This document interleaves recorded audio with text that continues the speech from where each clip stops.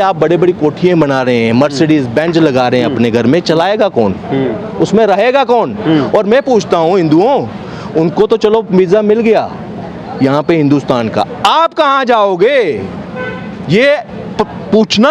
अगर कोई बच्चा पूछ रहा है, सुन रहा है अगर मेरी बात, वो तो अपने बाप से पूछे कि हम किस देश में जाने वाले हैं। आज मुझे ना बाला साहब ठाकरे की याद आ रही है। एक मर्द था, एक मर्द जो ये कहता था कि अगर अमरनाथ के एक भी हिंदू के ऊपर अगर हुआ तो यहाँ से हाजी कोई एक नहीं जाएगा। यहाँ पे कोई एक नेता बताओ, भाजपा की बोलूंगा, एक नेता नहीं है जो बोले कि वहां अगर एक हिंदू मरेगा तो यहाँ से 1000 बांग्लादेशी, कोई नहीं बोलेगा, कोई नहीं। एक घर वहां जलेगा तो यहाँ 1000 घर जलेंगे, कोई है?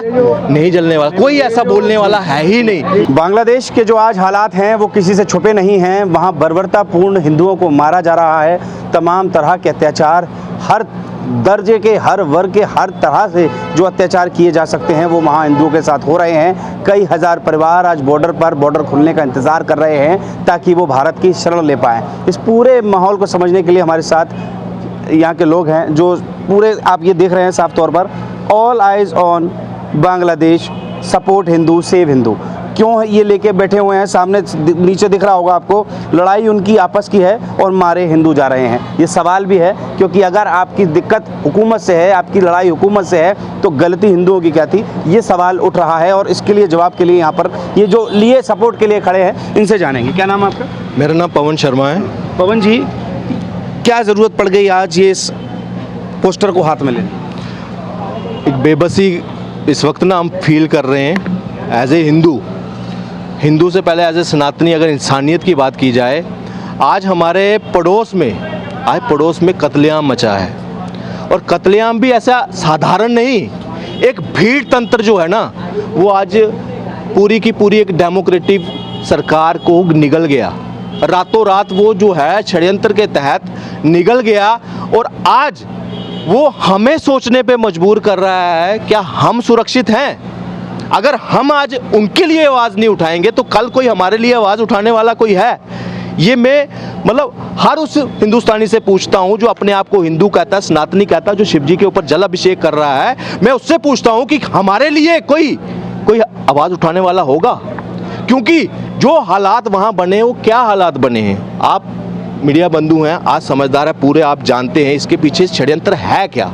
क्या 1971 में एक देश बना और जो ऐसी परिस्थिति से जब लगातार मास रेप हो रहे थे वहाँ पे, और पूरे वहाँ एक जन आंदोलन हुआ, और उसके तहत भारत ने जब उसको एक ह्यूमैनिटेरियन ग्राउंड पर अपनी शिरकत की, उसमें अपनी आर्मी भेजी, आज उनको निजात मिलने के बाद आज जो कृत पाकिस्तान की आर्मी करती थी उनके साथ, आज वही कृत वही वहाँ के लोग जो है अपने मिनॉरिटी के साथ कर रहे हैं। ये सिर्फ 50 सालों में ऐसा क्या पढ़ लिया उन्होंने, क्या समझ लिया कि आज उनके जो अपने साथ, उनके साथ खाने वाले, उनके साथ उठने वाले बड़े हुए, आज पड़ोसी जो हैं, वो बेटियां, जो बच्चियां, बहनें हुआ करती थी, आज उनके रेप हो रहे हैं।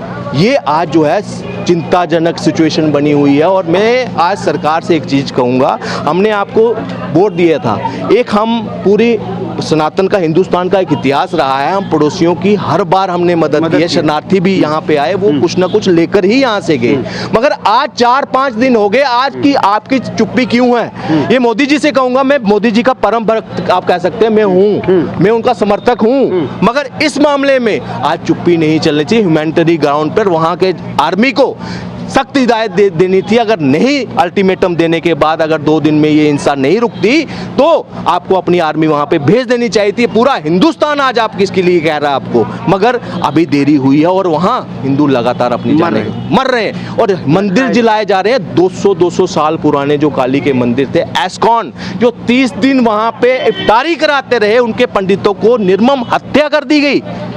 ये क्या एक पूरा मुस्लिम वर्ल्ड में क्या इमेज डाल रहे हैं। ये कहते हैं हम पर आप शक करते हैं, हम में आप विश्वास नहीं करते, हिंदू मुस्लिम हो रहा है। इसका कारण क्या है कि आज रातों रात भाई जो थे आपके, आज वो दुश्मन बन गए। वो आज उनको काटा जा रहा है, उनको सारा बनाया, फिर कहते हैं कि हमारे साथ यहाँ पे हम डरे हुए हैं, हम अत्याचार हो रहा है, हम आपको एक ही नज़र से देखेंगे। क्यों?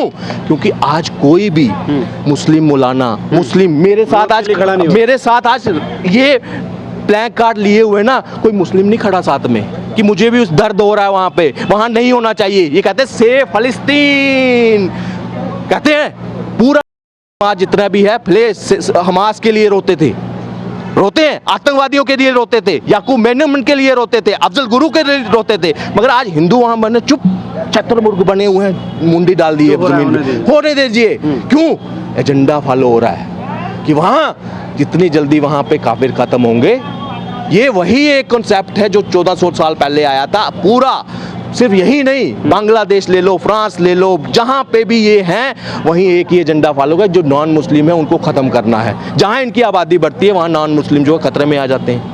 हर जगह पलायन हिंदुओं ने करा। बिल्कुल हर जगह। और मैं कहता हूँ, मैं सेकुलर हिंदू से, देश के हिंदुओं जो सेकुलर हिंदू है ना, अभी लॉलीपॉप चूप रहे हैं उसका, सेकुलरिज्म का। आप कहाँ जाओगे? किस देश का वीज़ा लगाओगे? आपकी शेख हसीना जो है ना, 57 कंट्रियों में नहीं गई वो, वहाँ उसने हेलीकॉप्टर उड़ाकर दुबई नहीं पहुंची, वो सऊदी नहीं गई, वो कहीं और नहीं गई, वो भारत में ही आई, क्योंकि वहाँ पे भी आपस में सुरक्षित नहीं है। आपस में इनका इतिहास रहा है, जो डायरेक्ट डिसेंट थे ना, जो नाती पोते ये जो थे अली थे, इनको कौन मारने वाला है? ये खुद लोग, शिया सुन्नी लड़ाई आपस में तब से चली आ रही है। जब ये खुद के सगे नहीं है, कुछ नहीं है, और हमें बताया हिंदू मुस्लिम सिख ईसाई आपस में भाई भाई। अगर भाई है तो कहाँ है मेरे साथ? कहाँ है? कोई नहीं है यहाँ पे, कोई नहीं दिख रहा। अगर हमारे पार्लियामेंट में ओवैसी जो है ना, जय फिलिस्तीन बोलता है तो रोके ना। आपके भाई है ना सारे, पूरे वर्ल्ड के मुसलमान अगर आपके भाई हैं तो आओ ना, रोको उनको बोलो हम आपका बाइकआउट करेंगे। जो जहाँ जमायतें बैठी हुई हैं वो उनको क्यों नहीं, वो क्या फतवा क्यों नहीं जारी हो रहा उनके लिए? उनका हज क्यों नहीं बंद किया जा रहा कि वहाँ से कोई भी हज करने के बंद कर दिया जाए उनका? अगर वहाँ के हिंदू मरते हैं तो उनका हज जो है हम बैन करते हैं। सऊदी बोलेगा? उनका एजेंडा फॉलो हो रहा है, उनको कोई मतलब नहीं है। कहा जाता है कि जो है हत्या जो है वो हराम है, मगर यहाँ सब हलाल है। काफिर मरता है हलाल है, इनका अपना बने। और सबसे बड़ा आज रोल, आपने कहा विपक्ष मजबूत हो गया जी, विपक्ष बड़ा मजबूत है। ये विपक्ष लेना है हमने। जो मुस्लिम कहीं मरे, कोई बेटी अगर भाजपा राज में मरे, उसका रेप हो, तो गिद्ध की तरह आ जाएंगे उस पर राजनीति करने। मगर अगर हिंदू मर रहा है ना, हिंदू बेटी कहीं पे कुछ हो रहा है ना, उसके लिए चुप्पी। अभी 12 साल की वहाँ DNA टेस्ट मांग रहा है, सब कुछ हो रहा है। यहाँ से इनका दोगलापन। आज वक्फ बोर्ड में भी तमाम बवाल हुआ, कह रहे हैं कि आप सारे कानून मुसलमान विरोधी बनाते, विपक्ष ने कहा था। मैं आज आपने वक्फ बोर्ड की अगर किया है कि मुस्लिम विरोधी फलाना, ये एक तरह का एक लगभग 3 दशक इन्होंने मुस्लिम कार्ड खेला। क्या किया? सिर्फ और मुस्लिम कार्ड, कि मुस्लिम को खुश करना है, कुछ भी हो, चाहे सुप्रीम कोर्ट का फैसला क्यों नहीं बदलना पड़े शाहबानो के केस में, वो भी कर दो। उसके बाद वक्फ को एक्स्ट्रा पावर्स, जब एक प्रधानमंत्री ये तक बोल गया कि पहले संसाधनों पे जो हक है वो मुसलमानों का है। मतलब जहां बाबा साहब अम्बेडकर ने जब संविधान बनाया, इक्वलिटी की बात की, सबको बराबरी का दर्जा देने की बात की, तो ये एक्स्ट्रा जो चम्मच परोसने का काम किया एक थाली में, खासकर मुस्लिम थाली में, ये कौन सा तुष्टिकरण था? आज अगर बाबा साहब अम्बेडकर को दोबारा इक्वलिटी पे ला रही है ना अगर कोई गवर्नमेंट, हम उसके समर्थन करते हैं। और ये जो नीले कबूतर है ना, जय भीम जय मीम करते हैं, आज अपने मीम को समझाओ ना कि वहां दलितों के ऊपर भी अत्याचार हो रहा है। वहां ये नहीं पूछा जा रहा तू ओबीसी है, एससी है, एसटी है। वहां हिंदू समझकर उनके घर भूखे जा रहे हैं, हिंदुओं की बहन बेटियों की आबरू लूटी जा रही है। वहां ये नहीं है कि तू एससी है तो तू मेरा भाई है और तू जर्नल है तो तुझे फूंकना है मुझे। यहाँ नहीं हो रहा। सिर्फ हिंदू समझकर हिंदू मंदिरों के ऊपर सारा अत्याचार हो रहा है। और ये सबक है जो जातियों के नाम पर इधर बट रहे हैं ना। मैं आपसे बताना चाहता हूँ, ये क्या हुआ है? एक आपने भी सुना डीप स्टेट की एक बात की कि अमेरिकन डीप स्टेट इसमें इन्वॉल्व था, उसने रातों रात प्रोटेस्ट करवाया स्टूडेंट के नाम से। वो प्रोटेस्ट की मांगे मान भी लेगी, एक रिजर्वेशन के ऊपर काउंटर किया। क्या रिजर्वेशन जब मान ली गई, दोबारा 60% 61% कर दिया गया, फिर ये तख्ता पलट क्यों हुआ? इसके पीछे जो इतना सिविल वार वाली सिचुएशन आ गई, ये कैसे हुआ? डीप स्टेट खुद तो कोई मोहरे वहां पे करेगी नहीं, वहीं के प्यादे यूज किए। किसके प्यादे यूज किए? जमायते उलमा की। 1971 में पाकिस्तान की फौज तो निकल गई वहां से, लेकिन पीछे क्या छोड़ गई? जमायत। जमायत जो है उसने पूरे अपने तंत्र को वहां पे 50 सालों में इतना कब्जा कर दिया कि आज वो उसने अपनी ताकत दिखा दी। एक civil war, elected government Sheikh Hasina की, जिसमें 224 सीटें, 300 में से अगर एक पार्टी 224 सीटें ले रही है और 65 इंडिपेंडेंट है और 11 जो है ऑपोजिशन की पार्टी अगर ले रही है ना, उसके बावजूद उसको गिरा दिया गया। सोचो वो जमायत थे कितनी पावरफुल है। नहीं, सवाल यहाँ क्या उठता है? वहाँ तो एक जमात है, यहाँ तबलीग की जमात, जमात हिंद, यहाँ कितने टाइप की जमातें यहाँ पे काम कर रही हैं। मैं पूछता हूँ कि आप कहाँ हो? हिंदुओं को क्या अवेयर हैं? अगर वहाँ एक छोटा सा प्रदर्शन, एक उसके पावर प्रदर्शन से सत्ता पलट गई, तो सोचो ये अभी सिर्फ 25% है। अगर ये 40% पे आए तो मुझे बताइए, आप बड़े बड़ी कोठियाँ बना रहे हैं, मर्सिडीज बेंज लगा रहे हैं अपने घर में, चलाएगा कौन? उसमें रहेगा कौन? और मैं पूछता हूँ हिंदुओं, उनको तो चलो वीज़ा मिल गया यहाँ पे हिंदुस्तान का, आप कहाँ जाओगे? ये पूछना। अगर कोई बच्चा पूछ रहा है, सुन रहा है अगर मेरी बात, वो तो अपने बाप से पूछे कि हम किस देश में जाने वाले हैं, कहाँ का वीज़ा लगाओगे आप? ये ज़्यादा देर नहीं है, 10-15 साल, क्योंकि 2047 का तो उनका अपना डॉक्यूमेंट है इस्लामीकरण बनाने का। और विपक्ष जो है हिंदुओं को बांट रहा है, किसी पे ओबीसी के नाम पर, एससी के नाम पर, जाति जनगणना के नाम पर, कि आप बटे रहो, और उनको बोलो संगठित शिया सुन्नी जो अहमदिया मुसलमान है उसको भी एक साथ हो जाओ, अब एक हो जाओ। ये असलियत है, इनको विकास से कोई लेना देना नहीं। मोदी ने 10 साल सबका विश्वास की बात। सवाल यही था कि जब हुकूमत लड़ाई से थी तो ये टारगेटेड ही था, इसका मतलब कि आपकी हुकूमत लड़ाई से शुरू हुई और अब सीधे हिंदुओं पे आ गए। देखिए, ये किताब है, किताब की एक वहाँ आयत है, वो जो काफिर शब्द दिया जाता है ना नॉन मुस्लिम के लिए, जहाँ तक ये मेजॉरिटी में नहीं है ना, तब तक ये भाईचारे की बात करेंगे। जिस दिन ये मेजॉरिटी में आ गए तो सबसे पहले जो भाई को चारा बनाने का काम करते हैं, और यही हुआ है। आज हिंदू वहाँ भुगत रहा है, वहाँ की बहन बेटियाँ हमारी भुगत रही है।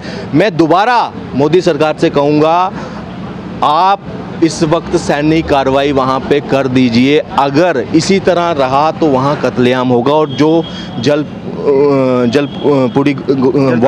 जलपाईगुड़ी में जो हिंदू परिवार वहाँ पे इकट्ठा हुए हैं, सीए के तहत उन सबको नागरिकता दी जाए, या उनको इस वक्त जो है वहाँ पे संरक्षण दिया जाए उनको हिंदुस्तान में, ताकि वो अपनी जान बचा सके। जब हालात स्टेबल हो उनको वहाँ पे प्रदर्शन का वो समझ नहीं आ रहा कि मतलब सामान उठा के ले जाया जा रहा है, अंडर गारमेंट्स उठाए जा रहे हैं, कारण नहीं समझ आ रहा कि ये चाहिए क्या चाहिए। ये एक प्रदर्शन, पूरे जो हिंदुओं की लाशें भी आपने देखा होगा लटकाई जा रही, एक डर का माहौल दिखाकर दिखाया जा रहा है, देखो हम क्या हैं, हम क्या कर सकते हैं। पूरे हिंदुस्तान, पूरे विश्व को बताने की कोशिश की जा रही है कि ये है। और सबसे बड़ी बात, आज सलमान खुर्शीद का आपने बयान सुना?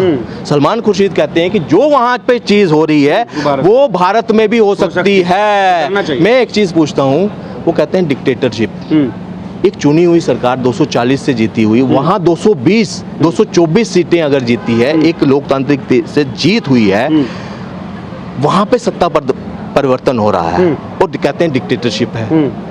ये सोचने वाली बात है कि क्या डेमोक्रेसी, अगर ऐसी सोच वाली जो सोच है, क्या डेमोक्रेसी कहीं पे भी जिंदा रह पाएगी? सिर्फ यहीं पे नहीं, जो डेमोक्रेसी के अपने आप को वो राजा मानते हैं ना, चाहे वो अमेरिका है चाहे ब्रिटेन है, अपने आप को डेमोक्रेटिक कंट्री मानते हैं जो, क्या वहाँ पे भी डेमोक्रेसी बच पाएगी? ये कहीं ना कहीं काला दिन। हाँ, जैसे शेख हसीना की जो सरकार गिरी है ना, ये डेमोक्रेसी की दुनिया में जो अभी तक के इतिहास में काला दिन मनाया जाएगा। और जो अभी तक अगर अमेरिका की चुप्पी है, जो उसको अभी तक वीज़ा भी उनका जो है रिवोक कर दिया गया था, वापस ले लिया गया था, ये जो है ये कहीं ना कहीं उनके ऊपर भी प्रश्न उड़ाते हैं, जो कहते हैं कि हम डेमोक्रेसी के नाम पर इन्होंने अफगानिस्तान पे हमला किया, इन्होंने सीरिया पे हमला किया, इन्होंने इराक पे हमला किया। उस वक्त सिर्फ किसको डेमोक्रेसी बचानी है जी?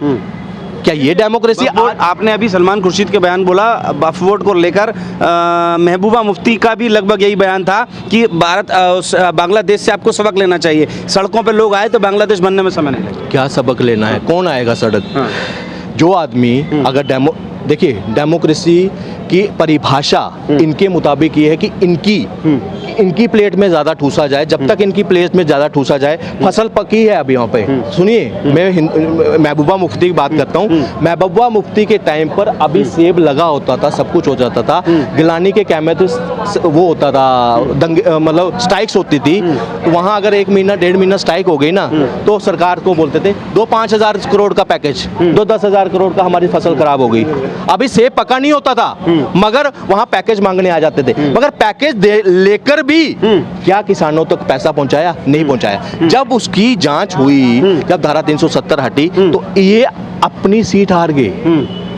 ये अपनी सीट हार गए। बताइए कौन सी डेमोक्रेसी चाहिए आपको इससे मजबूत? आज 1 लाख करोड़ प्लस की परियोजनाएं वहां चल रही हैं, डायरेक्ट बेनिफिट मिल रहा है। जिन गांवों ने 75 साल बिजली का मुंह नहीं देखा था, वहां पोल्स लग रहे हैं, वहां कनेक्शन हो रहे हैं, वहां घर घर पानी पहुंच रहा है। राहुल गांधी का बयान नहीं आ रहा है कि हिंदू हिंसक होता है, जो हिंसा यही दोगला आज पहचानने की जरूरत है। ये दोगले इच्छाधारी हिंदू और उसको बदनाम करने वाला जो आदमी है। और राहुल गांधी के आपको बताऊं, राहुल गांधी वो आदमी है जो इनविटेशन देने गया था डीप स्टेट को कि आओ, जो हालात आज बांग्लादेश में बने हैं ना, वो चाहता था हिंदुस्तान में आओ। जो इंटरवेंशन की बात करता था ना कि यहाँ हस्तक्षेप करिए, डेमोक्रेसी खत्म हो गई हिंदुस्तान की, ये इसी तरह का न्योता देने गए थे कि आओ यहाँ पे भी सत्ता परिवर्तन करो, एक चुनी हुई सरकार को भी गिराने की कोशिश करो, हम आपके साथ हैं। ये उनको बताया कि आपको जो स्लीपर सेल चाहिए हम प्रोवाइड करवाएंगे। हमारे पास 7 स्लीपर सेल हैं जो देश के विरुद्ध भी काम कर सकते हैं, उसको जलाने का भी काम कर सकते हो। और आपने देखा है हर बार पब्लिक प्रॉपर्टी को जलाने का काम कौन? आज जब बुलडोजर चलता है, चुपता है मुस्लिम्स के ऊपर। भाई हर पत्थरबाज मुस्लिम ही क्यों निकलता है? हर आतंकवादी मुस्लिम ही क्यों निकलता है? ये सोचने वाली बात है। आज क्लियर कट सामने आ गई है, इनकी पहचान हो गई है। और आज मैं दोबारा बोलूंगा, सारे सेकुलर जो चूस रहे हैं ना अभी लॉलीपॉप, जो घोल पी रहे हैं ना, वो आज घर जाकर अपने माँ बाप, जो भी अपने घर में सेकुलर बैठा ना, उनसे पूछे कि कहाँ का वीजा कटवाओगे? अगर ये हालात यहाँ बढ़े तो हम किस देश में जाएंगे? उनसे पूछना जरूर। अगर वहां रातों रात अगर तख्ता पलट सकता है तो यहाँ पे भी पलट सकता है, क्योंकि यहाँ पे भी स्लीपर सेल का एक बहुत बड़ा नेक्सस यहाँ पे पैदा हो चुका है। उनको देश के हित से कोई लेना देना नहीं। ट्रेनों को गिराकर पत्थर लगा लगा कर ट्रेनें पलटी जा रही हैं। वो एक ही समाज का दिखेंगे आपको, एक ही समाज के, एक ही रेल जिहाद और पत्थरबाज, आतंकवादी, ड्रग्स का, सारे एक ही। आप कहते हैं जाति जनगणना, फलानी जनगणना कराओ। मैं कह रहा हूं एक क्राइम जनगणना करवाओ। किस जाति की कितने प्रतिशत जो है ना क्राइम में हिस्सेदारी है। आप उनको बेनिफिट देने की बात करते हो ना, जिसकी ज्यादा क्राइम में बेनिफिट मतलब हिस्सेदारी है ना, उससे वो बेनिफिट छीनने का काम करो, फिर आपको दिखेगा कि असलियत में कौन है यहाँ पे क्राइम में हिंदुस्तान को डुबोने वाला। एक तरफ हम सोने की चिड़िया की बात करते हैं, मैं टैक्स टाइम से देता हूँ सब कुछ, तो कौन है जो हमारे बीच में क्राइम आगे बढ़ा रहा है, सबसे ज्यादा कत्लेआम कर रहा है, कौन लव जिहाद, कौन एजेंडे, विदेशी एजेंडे यहाँ पे चला रहा है। ये पहचानना होगा हमें और आपको, पहचानना पड़ेगा। जो हम भाई भाई कहते हैं ना, हिंदू मुस्लिम सिख ईसाई, 35 साल से तो मैं भी रट रहा था पहले हैं। मुझे आज एक बताओ, एक फतवा उन बांग्लादेशी मुस्लिम्स के खिलाफ, एक जमायते उलमा ने जहाँ सऊदी से कोई फतवा चला हो कि भाई ये हम बैन करेंगे फलाना, कोई नहीं है ना, तो ये डोल पीटना बंद कर दो। अब नहीं चाहिए, नहीं चाहिए नकली भाईचारा, हमें नहीं चाहिए। अगर है तो रोडों पे आओ, नहीं आएंगे, कोई नहीं आएगा। हमने अंकिता के 35 टुकड़े होते हुए देखे, श्रद्धा के अंकिता भी को जला दिया गया था शाहरुख ने। कोई आया सामने? लव जिहाद कोई आता है बीच में? कोई फतवा, कोई कुछ ना, चुप्पी। मगर जय फिलिस्तीन, जय हमास, सेव ऑन अस, क्या क्या जब उसको हमास को निस्तानाबूद किया था तो उस वक्त भी यही। आज कहता हूँ कोई है मेरे साथ सेव हिंदूज की, ऑल आइज ऑन हिंदूज की बात करे, बांग्लादेश की बात करे, कोई नहीं दिखेगा आपको हिंदुस्तान में। और ये जो सेकुलर, मैं कहता हूँ आज मुझे ना बाला साहब ठाकरे की याद आ रही है। एक मर्द था, एक मर्द जो ये कहता था कि अगर अमरनाथ के एक भी हिंदू के ऊपर अगर हुआ तो यहाँ से हाजी कोई एक नहीं जाएगा। यहाँ पे कोई एक नेता बताओ, भाजपा की बोलूंगा, एक नेता नहीं है जो बोले कि वहां अगर एक हिंदू मरेगा तो यहाँ से 1000 बांग्लादेशी, कोई नहीं बोलेगा, कोई नहीं। एक घर वहां जलेगा तो यहाँ 1000 घर जलेंगे, कोई है नहीं जलने वाला, कोई ऐसा बोलने वाला है ही नहीं। मैं ये कहूँगा हम अहिंसा प्रिय लोग हैं, मगर इतना मत उछाओ, हमारे साथ में वो भाई हैं। बांग्लादेश भी हमारा था, पाकिस्तान भी हमारा था। आज पाकिस्तान में 1% से कम हिंदू रह गए हैं, लगातार कन्वर्जन चल रहा है, हम बार बार बोल रहे हैं। मगर ये जितनी विदेशी संस्थाएं हैं, ऐसे तो बड़ा मुस्लिम मरेगा तो ह्यूमन राइट्स, मिनॉरिटी राइट्स सब कुछ है, मगर आज क्या वहाँ मिनॉरिटी नहीं है? पहचानना पड़ेगा, इन संस्थाओं को भी पहचानना पड़ेगा जो पूरे देश को कब्जा करने की कोशिश कर रहे हैं। और हिंदुओं जाग जाओ, लास्ट मैसेज है, जाग जाओ। अब ये लॉलीपॉप निकाल दो सेकुलरिज्म का, कुछ नहीं है। अगर अभी नहीं जागे तो बहुत देरी हो जाएगी।